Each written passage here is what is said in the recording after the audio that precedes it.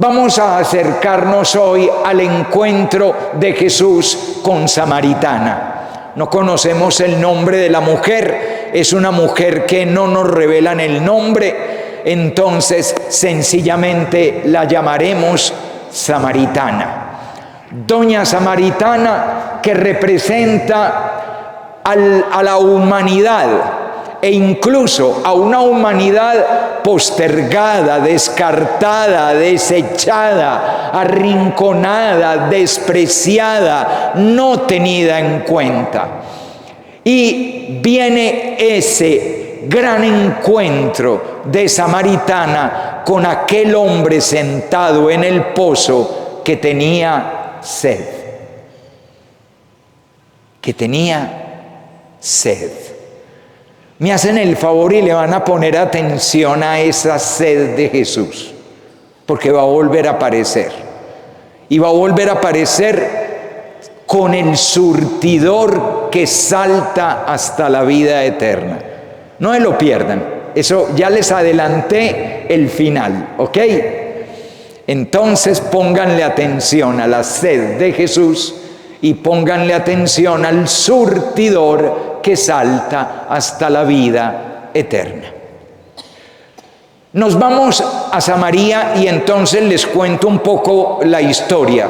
No tengo, pues hoy no les puedo dar todo un bagaje de historia de Israel, pero resulta que cuando Asiria invade el reino del norte, que llamábamos Israel, cuando Asiria invade el reino del norte, se lleva exiliados, deportados a las personas más significativas de ese pueblo de Israel de la época a la capital del imperio, que era Nínive. Eso sucedió en torno al año 720 antes de Cristo.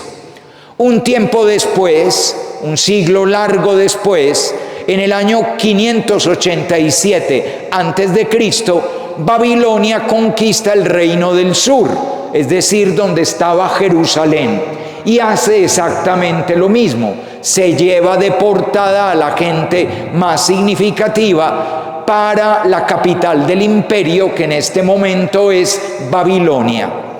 ¿Quiénes quedan viviendo en esa tierra? Queda gente muy pobre, desheredada, sin tierra, porque no poseen la tierra. La tierra le pertenece en un tiempo a Siria, luego a Babilonia, luego le va a pertenecer a Persia, pero la tierra no les pertenece. Y fuera de eso, los imperios envían gente de ellos a vivir en esas tierras para que las habiten y las cultiven.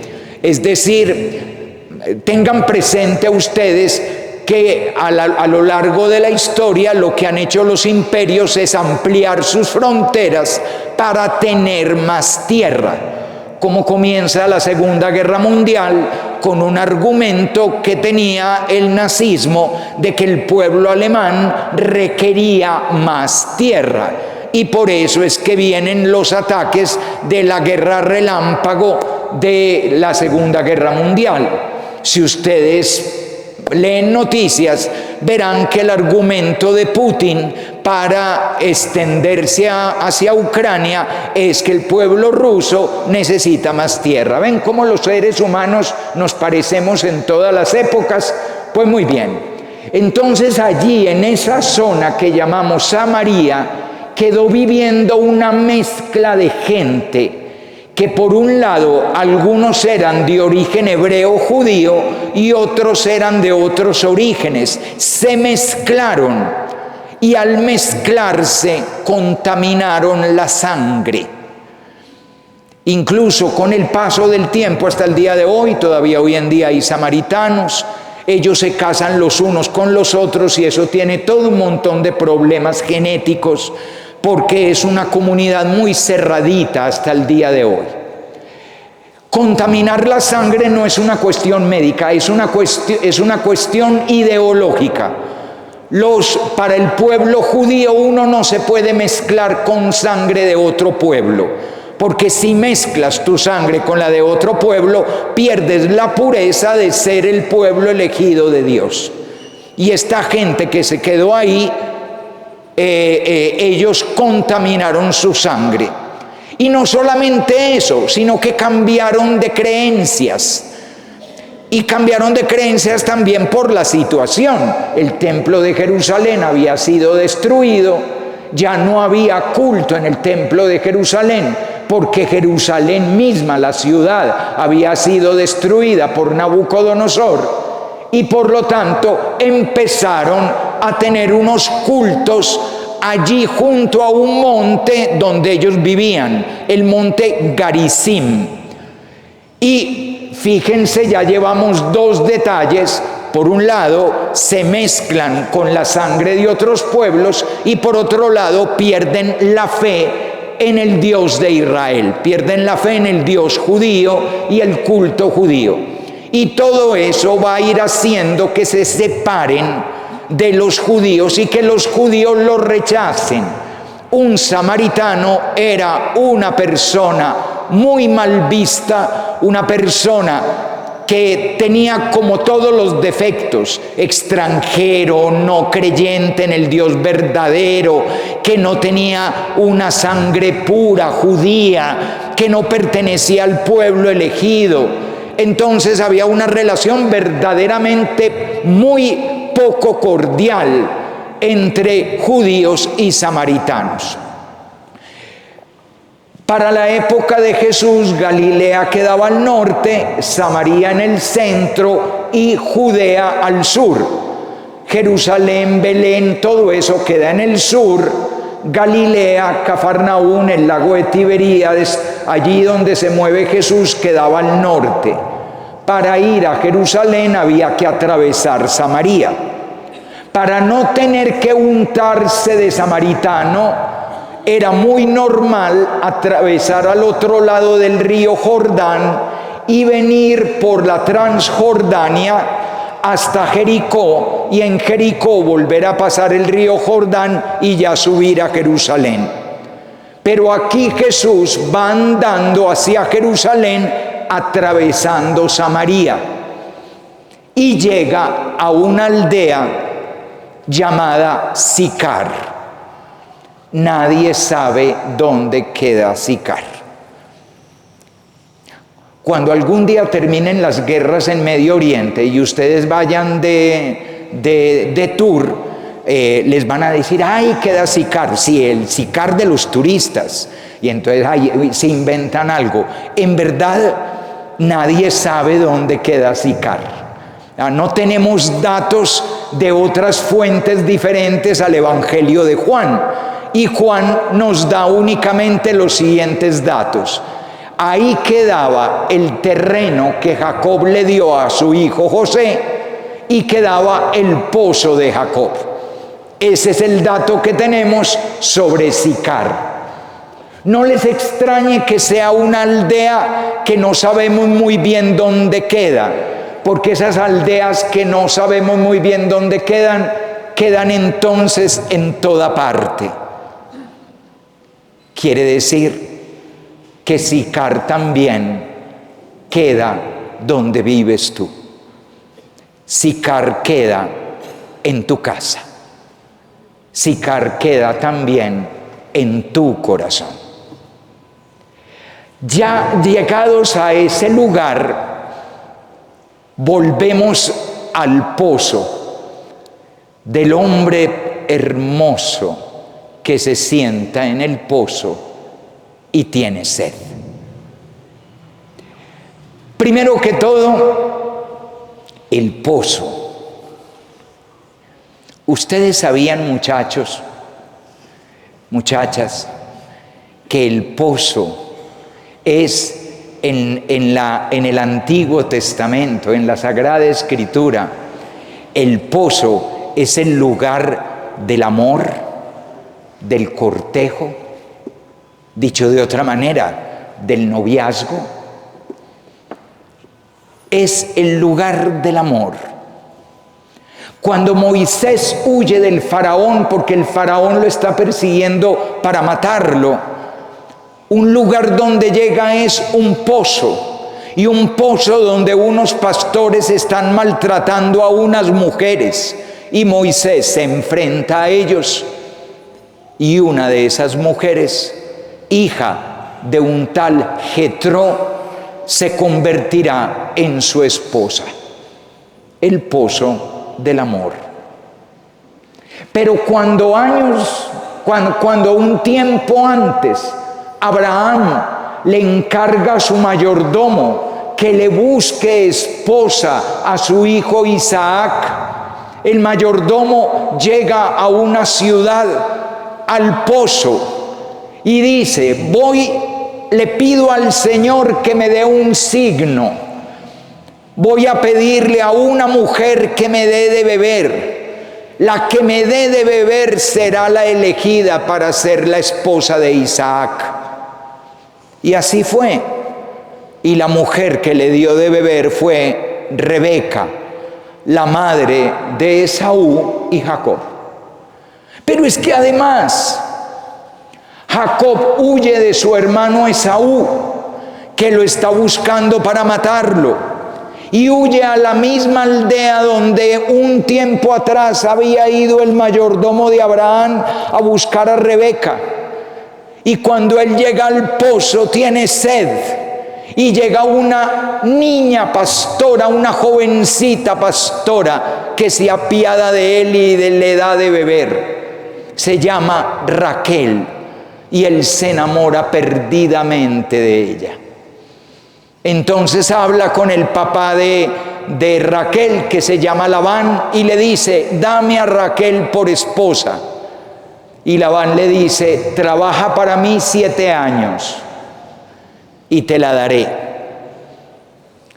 Pilas los novios que a las 2 semanas ya llegaron a primera estación, segunda estación y tercera. 7 años, mis niños, hay que trabajar, Y ustedes con ese afán de que se cuadraron en el primer recreo y en el segundo ya la lengua llegó hasta las amígdalas. No, señor, despacito pues, sin tanto afán. 7 años trabajando. Y entonces Jacob trabaja 7 años. Y en la noche de la boda le entregan a la esposa, obviamente con un velo, como es la costumbre de Oriente. Y cuando él le quita el velo, es la hermana mayor de Raquel, Lía. Y dice Jacob: pero hombre, si yo te trabajé 7 años. Y le dice Labán: sí, pero estoy encartado con ella. Es la hermana mayor y la tengo que casar. Pero dame a Raquel. Y le dice: trabaja otros 7 años, ¿ok? A ver, mis muchachos, yo veré. Ven, sin afanes. Y trabaja otros 7 años y al fin es Raquel. Y Raquel va a dar a luz un niño que se llama José. Al llegar Jesús a una aldea de Samaria llamada Sicar, donde queda el terreno que Jacob le dio a su hijo José. Se dan cuenta que por todas partes el Evangelio nos está diciendo qué calidad de pozo es ese. Ese es el pozo de Jacob. Ese es el pozo del amor. Ese es el pozo por el que vale la pena trabajar 14 años para al fin tener al amor de mi vida entre mis manos. Para al fin poder abrazarlo. Después de 14 años de espera y trabajo. Y allí vuelve a estar él y tiene sed de amor. Y llega una mujercita con sed. Ahora viene la pregunta: cuando tienes sed, ¿de qué tienes sed? ¿Cuál es tu sed? Y no estamos hablando de la sed física, claro está, la que calmamos con agua o con alguna bebida agradable o de las que tienen electrolitos. No. la otra sed. Que hay sed, no me lo nieguen, hay sed de esperanza, de vida, de plenitud, de sentido. La sed más imperiosa de todas, la que se siente más sedientamente, la sed de felicidad. Esa sed que es tan difícil de calmar, porque los seres humanos rara vez somos felices. A lo más que llegamos es a estar contentos un rato, una noche, un día, lo que dura un paseo.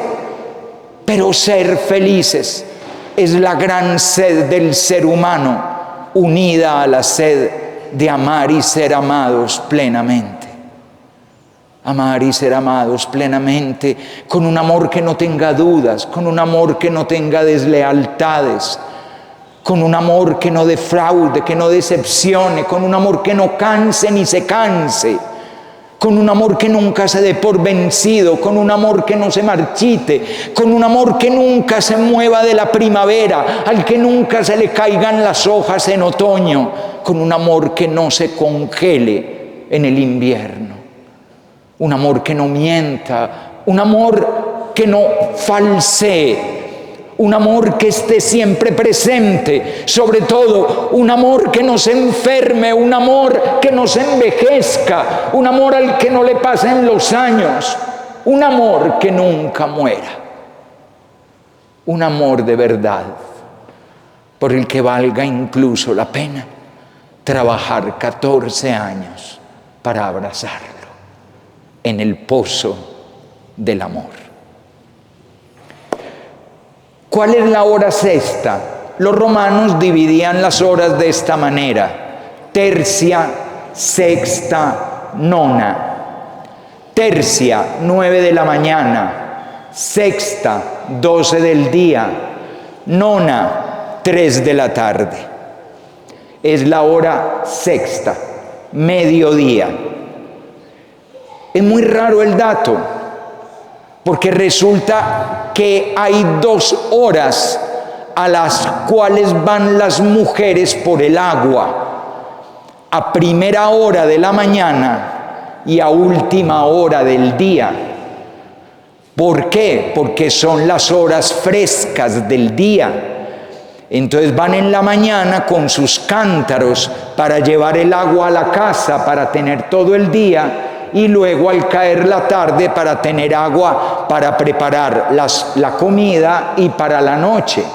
Son las 2 horas normales del agua, pero es que además son las horas de los rebaños, porque los rebaños se llevan a beber agua y nos vamos a los pastizales, volvemos de los pastizales y se les da a beber agua y los encerramos en el establo.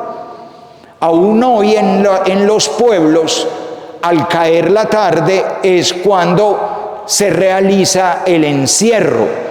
Y entonces se manda un niño a un muchacho: vaya mi hijo a encerrar los terneros. Y eso no se hace a las 12 del día, eso se hace a las 5, 5 y media de la tarde, al caer la tarde. Pero doña Samaritana va a mediodía, sola, no va nadie con ella.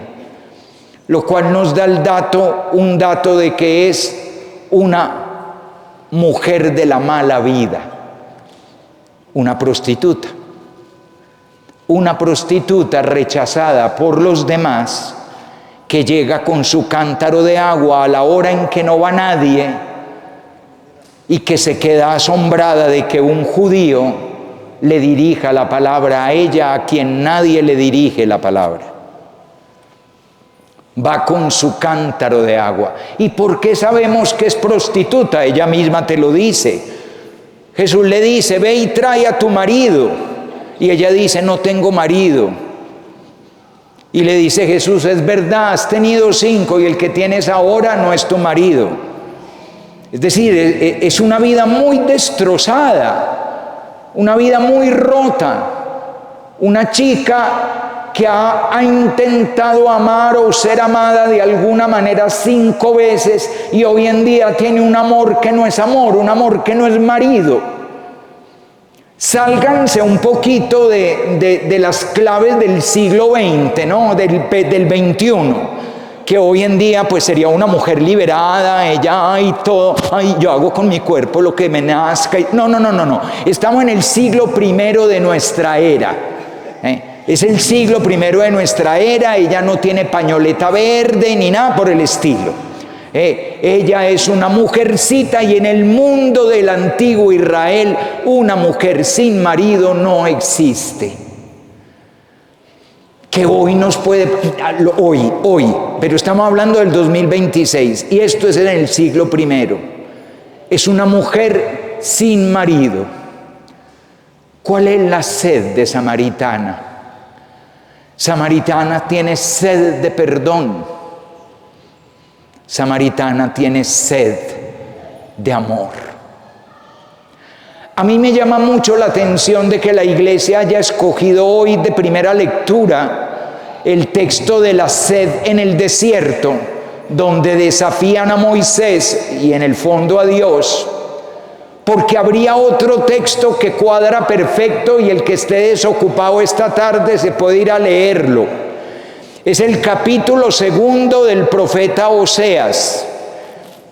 El profeta Oseas, que representa a Dios, tiene una esposa prostituta. Y el profeta Oseas, enviado por Dios, le dice a la esposa: te llevaré al desierto y te devolveré mi amor y me volveré a casar contigo. Y me responderás como en tu juventud, y te perdonaré todos tus pecados, y te renovaré y me casaré contigo a precio de amor y de ternura, a precio de fidelidad y lealtad, y todo brotará y se llenará todo de flores como la primavera. Esa es Samaritana.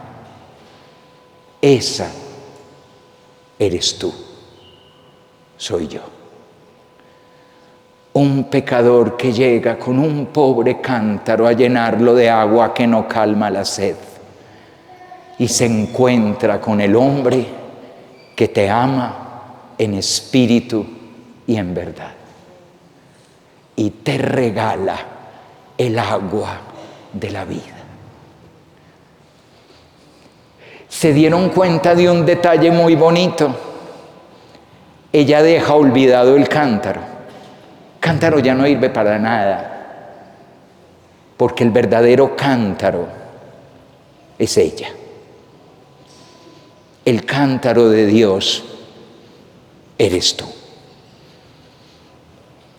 Cada uno de nosotros es un cuenco vacío que anhela llenarse, pero no llenarse de aguas que no calman la sed, aguas sucias, aguas que no responden al gran drama del ser humano.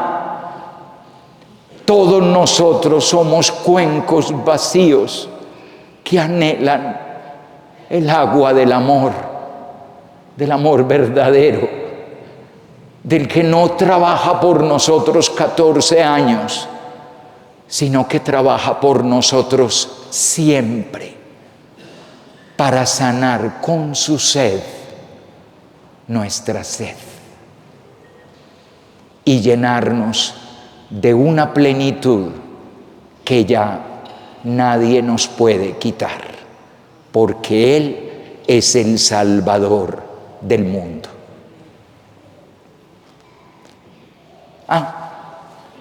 ¿Se acuerdan de una cosa? Que tiene sed a la hora sexta y que va a haber un surtidor que salta hasta la vida eterna. Entonces Jesús, para que se acabara de cumplir la escritura, gritó: tengo sed. Y después el soldado penetró con la lanza y saltó un surtidor que va hasta la vida eterna. En el pozo de Samaritana está el que dio la vida por nosotros. Nos lo decía San Pablo, morir por un pecador. Tal vez uno moriría por alguien justo o por alguien bueno, pero la prueba del amor de Dios es que Cristo murió por ti cuando todavía eras pecador, porque se enamoró de tu sed y te pidió de beber junto a un pozo donde le regaló a Samaritana el verdadero marido. Yo no sé ustedes, pero yo ya encontré en el pozo de Sicar el único amor al que vale la pena amar para siempre.